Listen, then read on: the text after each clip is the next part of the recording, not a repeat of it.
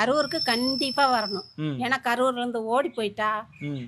திட்டுத்தனமா போயிட்டான். எவ்வளவோ எவ்வளவோ பேசுனாங்கோ. ஆனா கரூர்ல இருந்தவங்க இப்போ ஓடி போயிட்டாங்க. அது எத்தன பேத்துக்கு தெரியுமா தெரியாது. ம். ம். கரூர்ல இருந்தவர் ஒருத்தர் ஓடி போயிட்டாரு. ம். அது எனக்கு தெரியும். ம். ம். அது அந்த என்ன சம்பவம் பண்ணாங்களோ அவங்க கரூர்ல இருந்து ஓடி போயிட்டாங்க. அது எனக்கு தெரியும். ம். ஆனா அவரு கரூர் கண்டிப்பா வரணும்.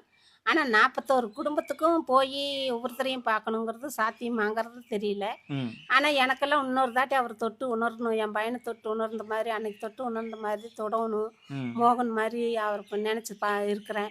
அந்த ஆசையெல்லாம் இருக்குது. ம். ஆனா ஒருத்தருக்கும் வந்து பார்க்க முடியாதுங்கிற எண்ணம் தோணுது. ம். ம். ஆனா மறுபடியும் அவர் கூப்பிட்டு எல்லாத்தையும் சந்திச்சு பேசலாம் தப்பில்ல. ம். ஆனா ஒவ்வொருத்தர் வீட்டுக்கு அவர் வர்றங்கிறது சாத்தியம் இல்ல. ம். கரூர் கண்டிப்பா வரணும். கரூர் கண்டிப்பா வரணும். கண்டிப்பா கரூருக்கு வந்து கெத்தா நிக்கணும்.